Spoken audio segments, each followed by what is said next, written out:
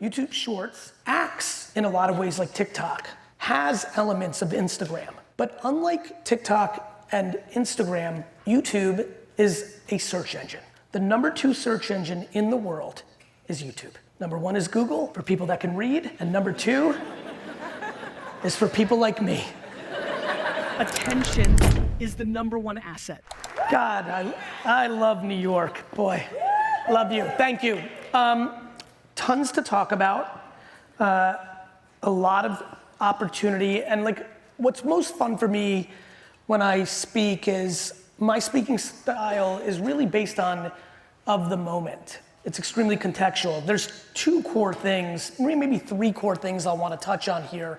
1, marketing in general, especially in the B2B world. I'm incredibly empathetic that the far majority of people in this room underestimate how much opportunity there is for them to grow what they're up to if they got incredibly serious about LinkedIn marketing. I know that to be true, because this is what I do for a living. I watch it every day, and especially the biggest companies in the world are completely missing the mark with social media. Mid-size, smaller, or even the largest players in this room, by comparison to a Pepsi or BMW, are small. And this genre, my company included, are really, really missing how big of a deal it is. On the flip side, why I love to talk about business and life is it's contextual. Obviously right now, I'm feeling it in my world as well with my clients and my business. Events are on fire. We were all like, I don't know if you remember, but there was this thing called COVID, and we were locked up, and it's just the way the world works, supply and demand, and we're really ready to go out there. And so I know a lot of people in this room might not even be thinking that much about marketing, because right now they're just trying to figure out how to handle the inbound that they actually have. That gets into probably my favorite thing, which is scaling. I think about, maybe I'll even start here.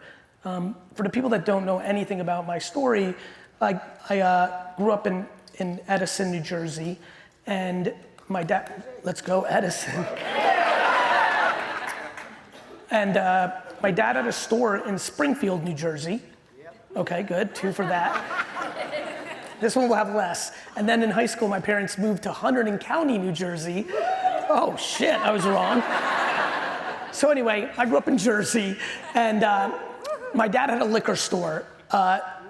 He built his American dream. We immigrated from the USSR, and he went from being a stock boy in a liquor store to having a small liquor store, but a nice business, and we had our American dream. I started working there at 14 and really learned the business and became very knowledgeable about wine. And at 22, when I was done with school, came and took over the business. From 1998 to 2003, I took my dad's business from a $4 million a year business to a $60 million a year business, and from 6 employees to like 150. And I did that in 5 years. And I did that with no VC funding or investment.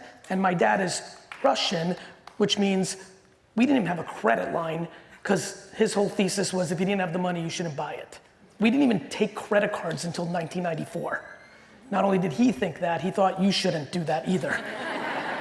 Anyway, why am I bringing that up? Not because that's cool and yay me. It's actually the biggest thing I'm thinking about when I thought about this talk. A thing that fascinates me is I was talking to one of my friends the other day, and he's a complainer, which is literally my single least favorite thing about humans on earth. That is definitely one of the best things that my parents taught me, which is like the complete utter non-value about complaining, because it really doesn't do anything except gets you deeper into the problem you have. Anyway, he was complaining. So after listening to him complain for the last 3-4 years about business being slow, he was complaining to me about business being busy, and he's too busy. And I think about that because I think about this industry a lot, having that paradigm. Not that everyone's doing that, but I know a lot of you are. And it's because when you're in a business of production or being a vendor of production or doing what you all do for a living, a lot of people struggle delegating. The reason most companies don't grow is because they're scared to let somebody else make a mistake, which hurts their reputation, or they think will make them lose business. And what they don't realize often, and this was a huge issue for my father, he was more worried that people were gonna steal money from the register, so basically everybody had to work the register that was family or manager, and which meant the store wasn't really being run. But for a lot of you, I would say that ideology is usually the biggest reason people don't grow as much as they can. For most of you in this room, if you're in this industry right now and you've decided to allocate time to come to something like this, you're giving me indications in the macro of where the industry is and in the micro that you decided to come to something like this, that you have ambition for something to grow. If you didn't, you wouldn't be here, right? Or for a small group of people, you might actually be sensing that you're in a stuck spot and you are using this as an opportunity maybe to see something that you aren't seeing, or maybe you can reignite.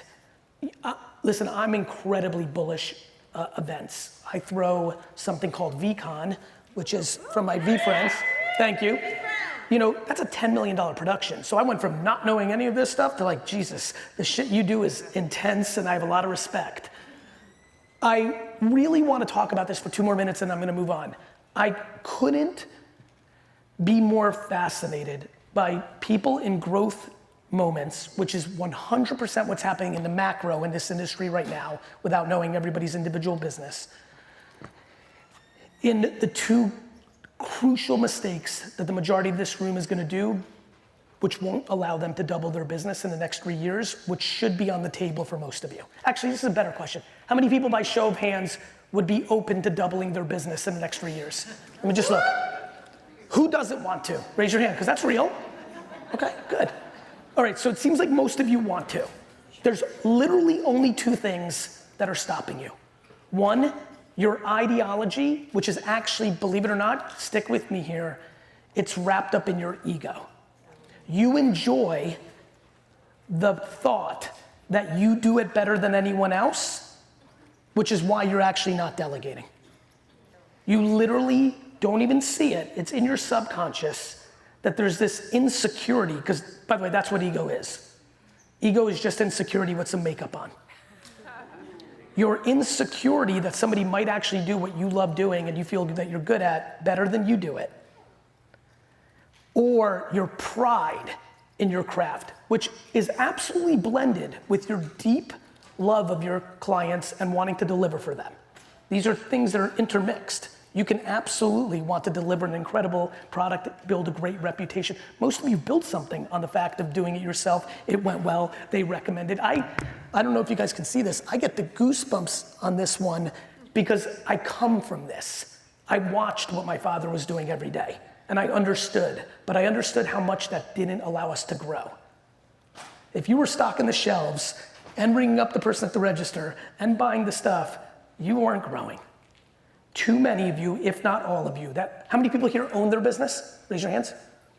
Everybody who just raised their hand right now is doing 2 things. 1, doing too much dumb shit that they should hire for, and 2, their meetings are twice as long as they're supposed to be. Everybody here has hour meetings that are actually 30-minute meetings, 2-hour meetings that are actually an hour. And so if literally, you know, I come to this and I'm like, this is business. We could be talking about a lot of things, but we're talking about business today.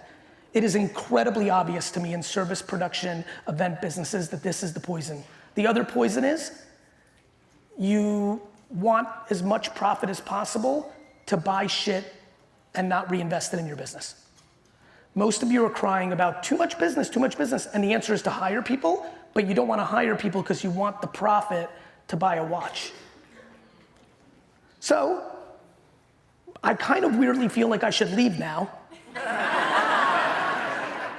because it scares me and excites me at the same time how much just those 2 things. If I could literally just get, one more time, how many people own their business? And how many people feel like they're in a spot right now where they have too much business even that they can't take everything? Just raise your hands.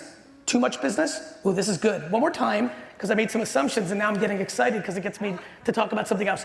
How many people here feel like they have too much right now and so they can't take on more? Raise your hands high. Don't be, why are you embarrassed? This is the best. Great, so that small group, literally the only thing you need to do is actually leave, do not listen to the rest of my keynote and go hire someone. Real talk, it is the #1 mistake of small business. Small businesses do not hire enough in moments of growth. So I challenge you to marinate with that, find your version of what I'm saying, but I promise you, you will be flabbergasted. Because remember, I understand what people worry about. You may overhire ahead of it, business slows down. You can fire people. You know, it's not fun, you don't want to, it's not like we're hiring with the intent to fire, we're not trying to hurt anybody. But the hesitation to hire is fascinating. And by the way, let me give you a really good insight. I am standing on this stage predominantly because of emotional intelligence and the luck of the draw of good intuition and things that were given to me the night my parents decided to have sex. But even with all of that, the amount of times I've hired poorly is staggering. Same. It's just real. And I just want to remind people, hiring is guessing, firing is knowing. And the one in between is probably gonna be the most important. Hire fast. A lot of you are trying to be perfect with the hire because you're scared, and I get it. You make a mistake, she or he makes a mistake, the project gets, I get it. I hope everyone understands, I'm coming here, I'm not an author, I'm not a motivational speaker. I run a 2,000 person global agency that I started 14 years ago that does $350 million in revenue, and I started it 14 years ago coming from the wine business on Madison Avenue. I'm an operator. These first 15 minutes have not been about marketing. It's not been about like psychology. I'm talking to you about operating a business. I'm telling you right now, please do not let this era that clearly has a lot of demand in it. I'm looking at macro trends. There is an extraordinary amount of demand for events, and it will continue. And please don't, you gotta go? Please don't go and miss this moment, because a lot of you, how many people have been doing this for more than 15 years? Raise your hands. Perfect. You all know, it's waves. And if you don't catch the waves when they're right, you're leaving a lot of upside. You are all in the beginning. We've been in now for 6 to 12 months, but we're here. These next 3 to 5 years are very fruitful. You can expand. Seems like a lot of you wanted to. You don't have enough employees.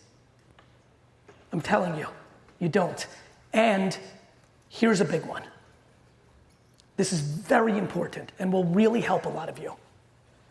How many people here feel that if they decided to go to sleep for 3 months, that they have a number 2 and shit will be okay?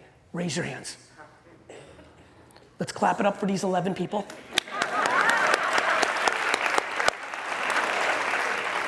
And who does not feel that way? Raise your hands. My friends, let me tell you something that I'm very passionate about. If I can get all of you to leave here and remember this part of the talk and make a commitment to start building up a real number 2 that comes in all shapes and sizes. Giving minority equity, somebody that's been with you for a long time so they feel like an owner. You don't have to give them 50%, sometimes it's 5 or 10%. Recruiting somebody, one of the worst, there's a lot of bad sayings in life. The worst one is nice guys finish last. It's taught people in the world that you can't be a good person while building a big business. But another really bad one, right, is I forgot, but I'll get back to it in a second. I'm so passionate about the nice guys finish last that it bothers me. 10%, I'm gonna go with it. I'll get back to it in a minute, but what I really, oh, I got it. They tell you not to work with friends and family. I stand here today as someone who lives it, but more importantly, has invested in over 1,000 businesses in his life, analyzed business the way people analyze movies and sports. It's my hobby. I couldn't be more bullish hiring friends and family. It's hard. You as the person that's doing the hiring have to make a commitment to the relationship more than the money in your pocket, which I know does not come natural to most. But for all the people that just raised their hand and don't have a number 2, you are uncomfortably vulnerable. And so I beg you to walk out of here and start the strategy of how you're gonna do that. Do you have a friend or best friend or family member who might not love what they do, and should you have a talk with them and maybe joining? Do you have someone that's been with you for a while, and do you take the next step? Maybe before you give the equity, maybe you don't have to give the equity, but you need to change your dynamic with that. A lot of you take your number 2 for granted. Business owners are very good at thinking that the number 2 is just gonna work for them forever just because they pay them. So please leave here a lot with number 2. Now, what really just excited me a few minutes ago was how many people didn't say what I thought was maybe happening, which is too much business, which then allows me to segue into something I'm incredibly passionate about. which is how you all get your business. My belief is that every single company in this room should be posting on LinkedIn 3 times a day. Just LinkedIn, 3 times a day. There's a good chance that more than half this room has never posted on LinkedIn. And it's probably higher than 50%. So let me tell you what I'm referring to. I believe that this is the most important device on earth for business. I also know that the majority of our attention, which to remind everybody how you sell shit, you need someone's attention, you tell them and then they decide if they want to buy it or not.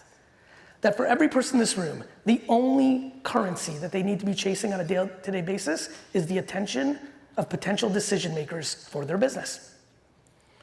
Attention is the thing I've been chasing my whole life, even when I started in Edison, New Jersey. My first business was a lemonade stand. I had this epiphany on stage, similar to that weird thing I just did there with trying to remember. I actually, in the middle of my speech, stopped 10, 12 years ago, early in my speaking career, and realized that I was very weird with my lemonade stand. Because I was telling a story about my lemonade and I realized I don't even remember selling any lemonade. And I used to think it was just because it was 100 years ago, but it wasn't. It's because when I sold lemonade, I spent my entire day walking up and down the streets of Oak Tree Road and Tingley Lane in Edison, New Jersey, and literally would sit there and watch cars drive by to try to figure out what tree or what post to put my lemonade stand sign on. I later did that the way I built out my baseball card tables. I would analyze, and then I really changed my dad's business long before I did internet and marketing, just by re-merchandising the store. Just watching every person that walked into the store, where they would go, why would they go there, and I changed the traffic flow and made people walk into the things I wanted to sell them. I was doing this as a teenager. This was not something I learned in college. This was intuitive to me. Today I do it professionally. What I do for a living is I day trade attention.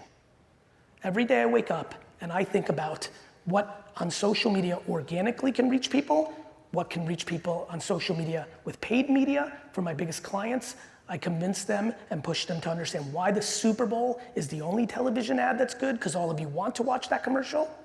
Why banner ads on websites are complete garbage. None of you have clicked one in 100 fucking years. And more importantly, what videos, pictures, and all the science behind the art is required to compete. I can tell you as we sit here today that LinkedIn, for anybody here who's never posted once and never created a business account for your business on LinkedIn, that your first post, if the post is good, and we'll get into that in a minute, can reach tens of thousands of people. It's the business version of TikTok. Many of you at this point have probably been affected by somebody in your life, probably someone quite young, cousin, niece, nephew, someone like that, who literally posted one TikTok and got 1 million views. LinkedIn doesn't have that extreme. It's highly unlikely that anybody here on their first 10 posts just get 1 million views. But it is staggering how many people here within their first 10 posts on LinkedIn can have business development and get inbound for working together or working for an event. For me, I love selling. I love being a salesman. But selling and being a salesman is always the thing I most try not to do. The most interesting thing is to be a marketer and a brander and let the selling come to you. And so when I talk about LinkedIn and started 4 years ago, because I started seeing that it started to act more like Facebook than the LinkedIn that we all grew up with, when I was like, you need to market on LinkedIn, people were like, got it. And what they thought I was saying was go spam people and message them. What I was saying was make content and let it show up in the feed. If you were to start making content, and not every piece of content needs to be a commercial for what you do, though some of it can be. But if you started making content, for example, 5 mistakes people make on their first event. Do you know how much collective wisdom of events there is in this room? Or in your own head from all your years? You know the cliche mistakes, you know how people miss budget, you know where the mistake is, you know what's valuable. Are the flowers a good idea versus not? Could you get away with it or not? You know shit. I stand here before you with the largest advertising independent agency in the world because I gave away all my secrets for free on the internet for the last 15 years. I give away my best information. The reason I have followers and people like me is I'm only trying to give it to you for free, at scale, daily, period. I think a lot of you could be doing the same thing for your businesses. I actually think one of the biggest mistakes in this industry overall is how many of you in this room think you're competing with other people in this room. I think people are incredibly built into scarce mindset. A lot of you leave money on the table by not referring someone as a referral fee because you're scared to refer that person thinking who you refer to will keep that relationship forever. So you would rather take money out of your pocket and not even engage in that and bring value because of your fear of it going away. There's a lot of interesting cliche things going on in this industry, bless you, that if, by the way, and you know this, there's a really fun Russian superstition that if somebody sneezes after you say something, it means it's true. So I'm just gonna remind you, there's a lot of crazy shit going on in this industry that makes no fucking sense.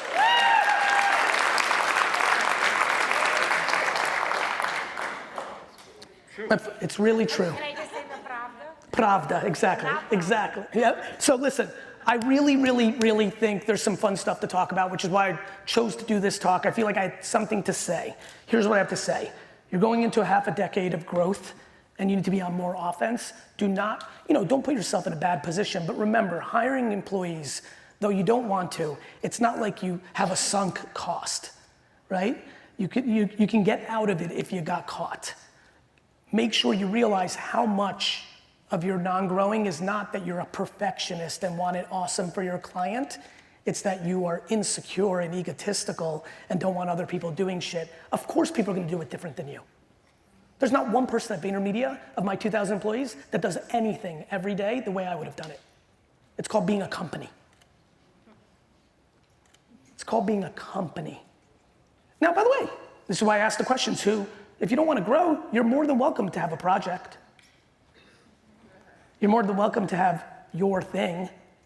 But if we're talking business in this room, you need to start hiring and you need to start delegating, you need to start trusting. Because culture, how many people here have more than 10 employees? Raise your hands. So for this group, culture, more than 10. Culture is so interesting to me. When I see the hands that just went up with more than 10, all that I think about is like, where is their relationship graph with those 10? When I think about how I took my dad's store from 6 to 150 in 5 minutes, or how I took Vayner literally from 0 to 2,000 globally, it's because the hour I just spent prior to walking in here, I had 4 one-on-one meetings with employees I'd never met for 15 minutes just to get to know who they are and let them have some sense that they can reach out to me if they have a problem. I have 2,000 employees. I have so many friends who have 10 to 15 employees who really have no connection with their employees. I could not recommend more getting deeper into your business if you have employees and really knowing these people. Your retention of those employees is how I can get you from 10 to 40. 10 to 40 happens because of your relationship with 0 to 10. These are really important themes. Back to marketing. Content on the internet, and I'm sure we have plenty of feelings about that. I know how people feel about it, especially in times of conflict like we're in now. How many people here have kids under 18? You've got all sorts of opinions and feelings about it, right? But in the context of your business, the attention that you need to start providing to this platform is very high. There's a direct correlation of how real it is for you to double your business, directly correlated to how much output you put out on social media. This organization itself changed the way they marketed after I spoke here 4 years ago. It's been good. I think we should learn from that. What really gets me fascinated about this is you can have opinions about it, and a lot of people here have opinions about doing social media marketing, but have never done it. You've said no before you started.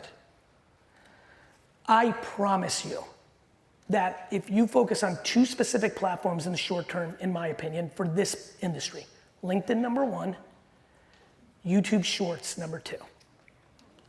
Okay? Let me tell you why I said YouTube Shorts and I saw some faces.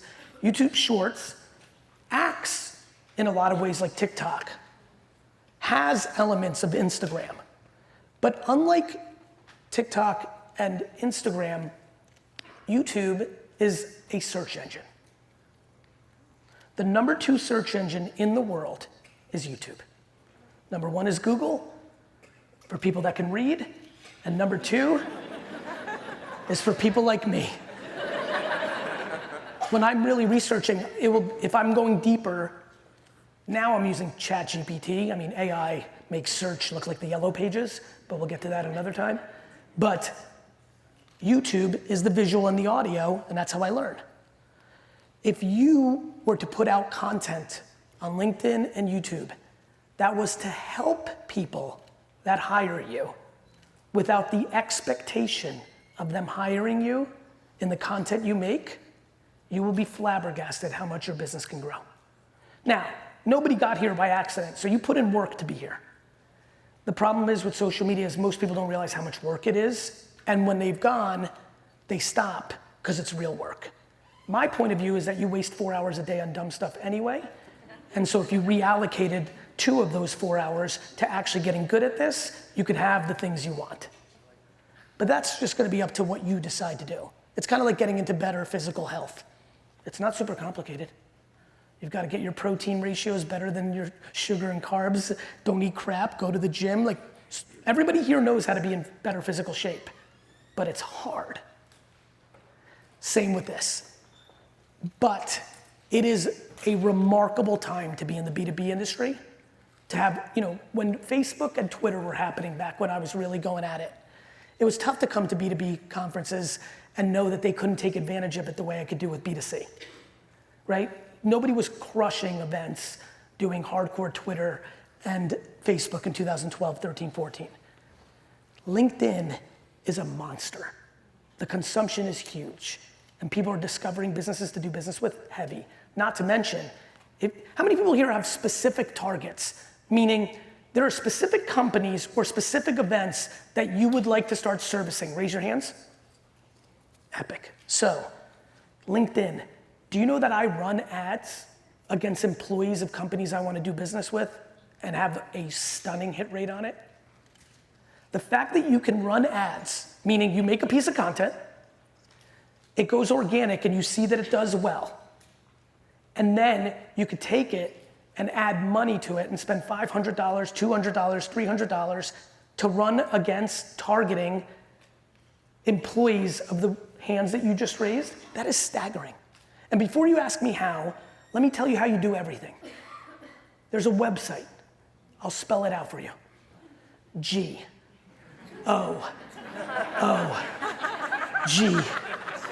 So as you're sitting here and be like, okay, what the fuck did he just say I want to try? You literally go to Google, it's this site, you've heard of it. You type in, how do I run LinkedIn ads? Enter, and then it shows up. This is not a game of you don't know how to do it. This is a game of you chose not to do it. And it is definitely, even in this moment as we're jamming, it is definitely the thing that baffles me the most, that I firmly know that if you post on LinkedIn 3 times a day, and now you're gonna say, what do I say, what do I do? And we'll get into that for a few minutes. But if you do, and you do it every day for 24 months, your business will grow staggering. Now let's talk about how you make that many pieces of content, because I'm sure a lot of people are like, shit, I've got one idea, that's all I got. You need to put yourself in a position to create content. Let me give you an example. I do not think it's crazy that you hire somebody to film you working jobs. I know, look, I know that some of the ideas are progressive, but I just want you to hear what I'm about to say. I believe that if you hired somebody to follow you around while you're actually working a job, make pretend you got lucky and you're now part of a reality show on fucking Bravo. Film it, right? There's always gonna be, I've been filming for a long time. There's tons of stuff you can't show. There's people that may not want you to do it. There's a ton to it. But if you take it, you film it, you don't even need to use the actual footage. You could film it and then do a voiceover of something that was going on where you can talk about it.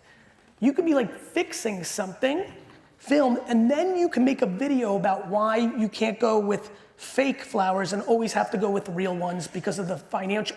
If you keep showing people the world, LinkedIn, YouTube Shorts, that you know your shit, you will get business. If you get good at running ads against specific clients, you'll really get business. I don't know, I do know, but it is stunning to me that 99% of this room just listen to all of this and will 100% do nothing about it. I've been doing this a long time. I know. And it gets into the things that really upset me the most. It's because people don't want to be on film and deal with people's comments about how they look or what they said. The insecurities, back to why you're not scaling, drive me crazy. Let me just say something that I know has been working on a lot of people, and I hope it helps a couple people here if they're hesitating to post. Your hesitation to post because you're concerned about feedback of how you look or what you said or all that shit that we all know. I just want to remind you, you're not doing something to grow your business and make yourself happier because someone on the other side has the worst life on earth. Because if you go around the internet finding people who are trying to build and who have joy, and your response to that is to try to find a way to hurt them because misery loves company, we should not be mad at the people that are leaving these negative comments. We should have compassion for them. I'm a very public figure. I get plenty of shit. I never feel bad for me. Not because I'm egotistical or confident or anything else. It's because it makes no sense. Human beings spending their time trying to tear down other human beings are in a bad place. So please, don't stop building your dream or your happiness or your joy because there are people out there that are unhappy and will see that light in you and try to bring you down for a nanosecond. When you're faced with it, deploy compassion to their hurt. Don't deploy it to you. Be happy that you're not spending time doing that shit.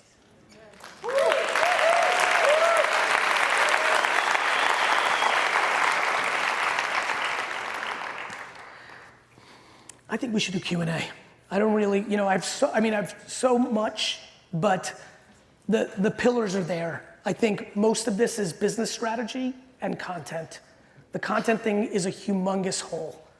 All of you are grossly underproducing content for the internet, LinkedIn, YouTube Shorts. And then just back to the people stuff, the psychology, the human stuff. I'll leave it with this and then you can jump out. What a lot of you are doing is you're lying to yourself, but you can't. A lot of you are lying to yourself.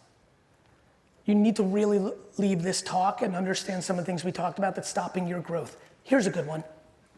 Who owns their business? Raise your hand.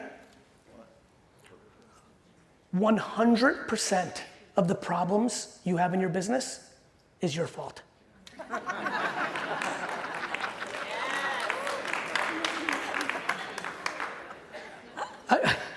Well, Gary, Sarah's really fucking up. You hired Sarah. My favorite one over the last decade, people blame their business not growing on the president. Just on the record, I made money with Bush, I made money with Obama, this is insanity. People, you're gonna blame the mayor? People have become obsessed with blaming.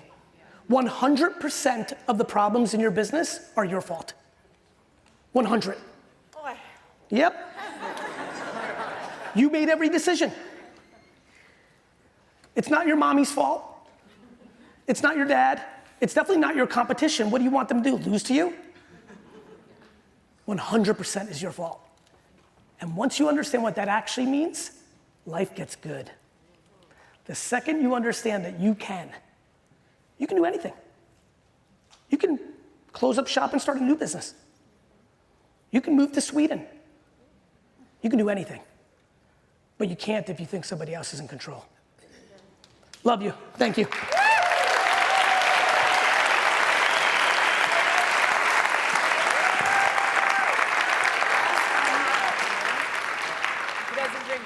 I don't need water. I'm 100% in control. All right. Did you need water? Yes, I get it. I drink water once in a while. Up and down the aisle to need some water. Okay, so we're going to do some Q&A because Gary wants to continue giving you value. and you brought up many, many different topics that have been discussed all day today. And one is AI. Okay. People say, what is AI? Do I trust it? Is it like stealing content for somebody? Are people going to know that I used AI? Can you talk to them about how to use it effectively? Yeah, I mean, look, here's a couple things. A lot of you are demonizing AI and you have no idea what you're talking about. The opinions about AI in this room, whether it's good or bad, with you never actually using the application with AI, is the hypocrisy and silliness of headline reading that is the world. So first, stop saying no. Actually, you want a really good one that's not just for AI, but will service you quite well in every part of life, not just your business? Fall in love with maybe. Everyone's no. Good news, the robots aren't here yet to put up the shelves and the lighting. So everyone's like, I'm gonna be out of a job if I use AI. Good news, if you're destined to lose your job out of AI, it's gonna happen anyway, whether you use it or not, right? So how do you effectively use AI? There's this website called Google. You type in AI tools. Yeah, that's right. You type in AI tools, ChatGPT, Midjourney is another one that can help you make stuff. You should start tasting it. You may decide no, that's fine. But here's a couple of things. One, AI is not going backwards. It was like the internet. I did this talk as a kid about the internet in 1999. Not this exact one, it was a much smaller event with a couple people. But everybody in that business room at the Chamber of Commerce in Union, New Jersey on Route 22 wanted the internet to go back. And I was explaining to them, it's only gonna get worse. And worse meant more technology. My friends, in the same way today we look at this device and we laugh at the original, the BlackBerry. Remember that thing? Remember you were never gonna give up your BlackBerry and get an iPhone because you needed the fucking buttons? Guess what? Nobody has a BlackBerry. Technology is undefeated. Technology is undefeated. We don't ride horses down Broadway. We don't go back. So AI is here, and from this day on, from this second to the day you fucking die, it will grow and become more important. My belief is that technology is like a humongous wave. Most people see it, especially when they're further along in their career, and they don't want anything to do with it, so they put their head in the sand. The hungry, or the more often young and hungry, will grab a surfboard and ride it. 98% of this room is gonna put their head in the sand on AI, and the wave is gonna crush them. Because your competitors that are coming up the game, or the ones in here, whether they're 20, because it's not a youth thing, it's a mindset thing. There's a 79-year-old in here like, I'm fucking down with AI. Whoever uses it and grabs a surfboard will win, and whoever puts their head in the sand will lose. And here's what I mean by that. It's not like you're going out of business. You know, I think people think too absolute. It's not that I think anyone here is gonna go out of business because a lot of you have built something already, you have reputation. It's leaving opportunity on the table. It's leaving growth on the table. And more importantly, and this one I do care as I look around the room, it isn't gonna set you up for it to be valuable when you're done with it. There's a lot of people here who aren't gonna innovate, who when they stop doing what they're doing, the business will just go to zero. The others that do innovate and build their culture and their team will have an asset to sell. I want that for all of you. Amazing, amazing. I want to add to that a little bit because you mentioned posting on LinkedIn 50 Yes. times a day. Yes. You told us in 2019 to post more on Instagram. Yes. Some people listened, some people didn't. I did, and it really changed my business. What do you say to the people, oh, I'm posting too much, and people are gonna get annoyed at me. Is 3 too much? Nobody's gonna see it anyway. I post 67 times a day and reach less than 1% of the people that follow me. Problem solved, let's move on.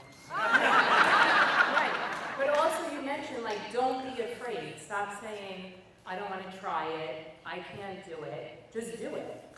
Yeah, but I get that because like, that's how we are in like all things. Like I didn't want to get healthier 10 years ago and then finally I got over the hump, but I was thinking about it for 10 years. Right. I don't judge anyone here.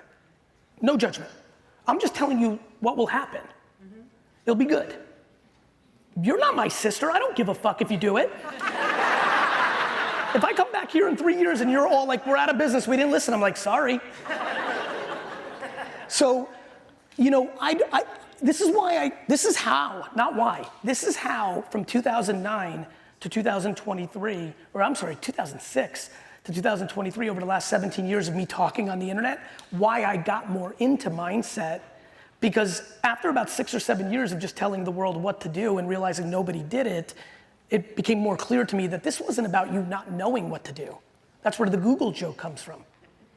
This is about what's stopping you. What's the insecurity? A lot of people don't actually want to face that they're finished. Right. A lot of you don't want to face the fact that your fire's gone. What's stopping you is you're tired and you're not passionate and you don't have the fuel. You know, I'm very empathetic to the millions of different reasons why someone here would not want to do it. Right. But I can't stop talking about it when it's 100% true. Right, and if they don't do it or don't make any change and they keep complaining about it. Well, don't even get me into that part. No, I know. We'll extend it for another. No, really, like what I was talking about my friend, like, It's true. you know, like it's like the only people that listen to you complaining is other people that complain or someone who's required to, like your mom. So true. Like it's not, you complain, like that drives me crazy. Like, Gary, it's so hard out here. I'm like, but you're not doing shit. Right. Like, it's very nice that this worked for you in 2017. It's not 2017. Like that's that in small businesses, and this was like what I grew up with, well, this is what got us here. I'm like, that's nice. What do you want, a cookie? I'm glad that this is what you did in 2002 to get here. It's fucking 2024. We need to do something different. Right. The end. Exactly. I wanted to extend on that a little bit about personal branding. Okay. You do a lot of personal branding. Some people say, well, I have a brand, but I don't know how to get people to relate to it. What are some suggestions that you can give the audience on how to create an effective brand that people keep coming back to? As a human? As a human Or and as a brand? Well, I love a Both? Nike sneaker. Okay. But I'm just saying, they've had longevity for a reason. Yes. So that's what I want. And by the way, most people in here have had longevity for a reason. It's the quality of their work. You know, people are always like, so Apple sucks at marketing. It's just their product's so much fucking better, right? So a lot of people here are winning on the quality of their product. It's why I'm so passionate about marketing. It's the one place that can accelerate it. You know, I think relatability that you just used is right. It's called relevance. I'll give you an example. Do you know that you can, let's say, you know how I said earlier, you're sitting here and you're hearing me say 3 times a day and you're like, shit, I only got one idea for one video. Do you know that you could say that video and just repackage 2 words in it and do it 8,000 times? Like, you just changed the word you changed the word Verizon to Mercedes. Like, you literally are making videos saying, do you throw a 500 person event? And the next video is, do you throw a 450 person event? And the next video is like, like, I'm serious. Like, how many people here have been following me for more than 5 years? Raise your hands. Thank you. For the ones that raised your hands, look, I'm pretty consistent of the things I believe in. I will say them differently. Luckily for me, I social commentate on modern marketing principles and they're always changing, so it gives me new material. But my principles are pretty much in place. I find new ways to say them. I may change the word from cool to lit, because that's what people say. But I'm like in pocket. For a lot of you, you can make 80 videos that are pretty much the same. You just change the industry that you're speaking to. Literally, if you made a video that you have a thesis on something about events, and you say, are you in the car industry? And then run $50 against car dealerships in your 100-mile radius, and then literally basically do the same video, but not like with AI and change it, your words, like actually just the next day, wake up and talk to the, you know, the fast food industry. You can go on forever. So this goes back to strategy and principles, but yeah, I mean, I just think it's imperative. Yeah, and it also goes into storytelling. It's also fucking free. Exactly. Can we just talk about this for a second? I hate when people are like, yo, the algorithm fucked me. It didn't fuck you. Nobody wants to see your shit. And then even crazier, you're complaining about something that's free. I've been doing marketing my whole life. You know how I built my daddy's business? Not on social media. Direct mail, the Star Ledger and New York Times, billboards on fucking the Jersey Turnpike. Like, I spent money, Comcast, commercial. I had to spend money to get a chance to get in front of you. Posting on Instagram and telling you how good the wine is, and it goes out to people for free, and now the way it works, I don't know if anybody's paying attention to what's going on in social media. The first decade of social media was more like email marketing. You had to build an audience, then you would post, and a small percentage of them would see it, just like email, right? You get 100,000, you get 10,000 people on an email, you get 25% open rates, Same with social. That's not what social is now. We're now living in the TikTokification of all social media, which means your individual post, the people in this room who've never posted once, post tomorrow with 0 followers, and it may get 5,000 views. Because it clicked on the algorithm, because the first 10 people that it randomly showed it to, 3 of them thought it was good, and away you went. This is the greatest opportunity. It's fucking free. It's free. It's fucking free.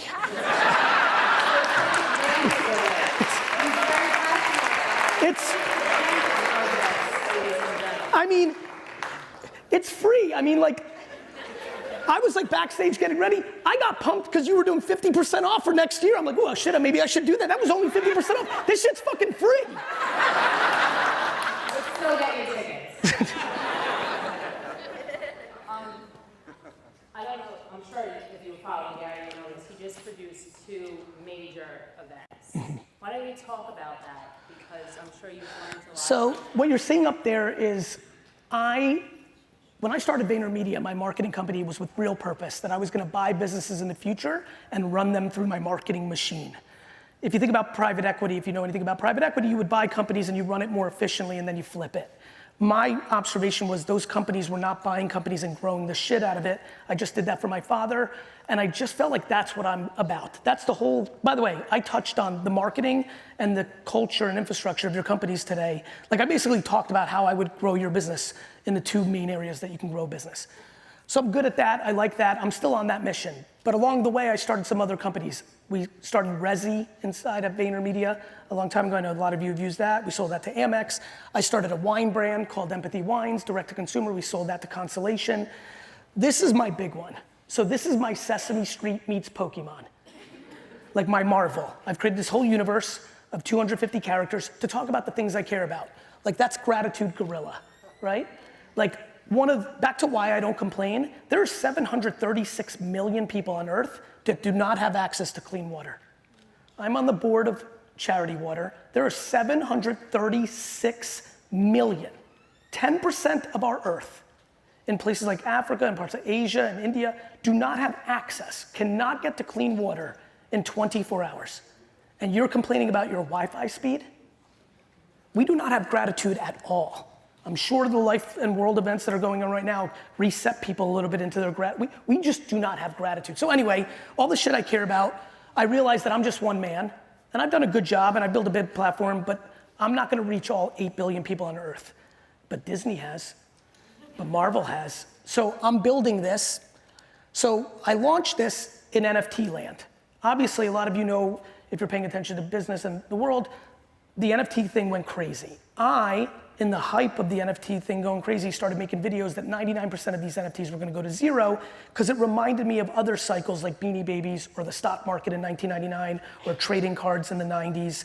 You could just see that it was about greed and short-term stuff. But I still massively, that's another talk for another day, believe in the blockchain, and I believe in NFTs. It's just that NFT collectibles are gonna be the 1%. 99% of sports cards are worth nothing.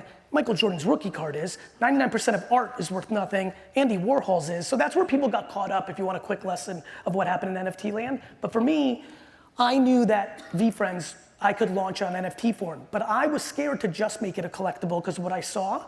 So what's cool about NFTs is it sits on a blockchain, which means it's a server that nobody owns, which means you can't manipulate it, which means it's true, which means it could be tickets, it could be truth. It's gonna be a big deal. Once you all learn what deep fake videos are and you get affected by them, you'll realize why the blockchain is one of the most important inventions, because we'll be able to prove, there'll be thousands of videos of me on the internet in a couple of years saying things I've never said. That's what a deep fake video is. You should Google it. It's a very big deal. It's gonna make you not believe a single video that you ever see. And as we all know, we just grew up with 100 years of believing the only thing that was proof was video. So it's this huge flip. Anyway, I know I'm going on a rant. When I sold these, I also sold people a ticket to a super business conference. I've always dreamed about doing my own South by Southwest meets Coachella. Like a cool business conference. So that's what VCon is. We did it in Indianapolis in Lucas Oil Stadium. Like, you'll really appreciate my belief on going big, especially in this environment. The first event I ever threw was in a football stadium. So we did Lucas Oil Stadium, we did US Bank Stadium in Minnesota last year. We just announced VCon 2024 because when you bought a VFriends NFT, you got a ticket to 3 years of this conference. Snoop Dogg, Jessica Alba, Drew Barrymore, Neil Patrick Harris, like really cool stuff, really good event. Next year we're doing it at LA Live in Los Angeles. And I've learned a lot about your world, vendor relations, all that. Like it's really cool. I come from retail, everything's high pressure. If the register doesn't work, you're dead, right? If it snows the day before your biggest day of the year, you're dead. So like, I think I was trained well to be good at events because I'm always scared that something's gonna go wrong.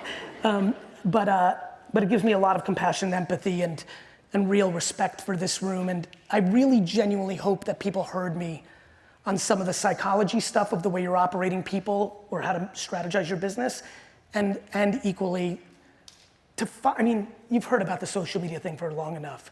Please let this be the evening that you decided to finally be committed, and do it for a year, because even the 10% in this room that will do it will quit in the first 30 days. In 3 weeks, you'll post 24 times or whatever, nothing will happen. On the 24th time, you'll be like, I don't know what that fucking guy Gary was talking about. You're gonna get to that place. But it's like anything else. Put in the work over a sustained period of time. I think you'll be surprised. Yeah, I go with the saying, just one more. Just one more. Just push yourself, just one more time, and that could be the time that changes everything. And if you really are educated, and you really listen to me and start really Googling and trying to get good at it, you start running I'm talking a couple $100, $300 against employees of 2 different companies with your content. You'll be surprised how much will come. Right now, I'll use a real estate comp. The reason I'm pushing all of you on LinkedIn is I'm basically telling you, hey, there's this place called Malibu. This is like 100 years ago. Hey, there's this place called Malibu. I think you should buy a house on the water, right? Somebody bought those houses, and they're worth a lot more money now 100 years later. Attention is bought like real estate. There's underpriced deals at all times. Right now, LinkedIn is very underpriced, just like TikTok was 4 years ago when I was yelling about it. And for you, this is a fucking blessing because you've been left out. B2B's been left out. So LinkedIn acting like Facebook right now, at the same time that there's more demand for events than ever and will be for the next 36 months. I'd like to think all of you understand there's moments when you need to hit. This is a moment that you need to hit, and I hope you go hard the next 3 years. Amazing, amazing. So we're gonna end with this. Last thing. I'd like you to look under your chairs because the amount of golden nuggets that this guy just dropped is unbelievable. Let's give it up for GaryVee. Those that have your tickets, you can join us in the archive. Thank you. Thank you guys so much. Thank you, everybody.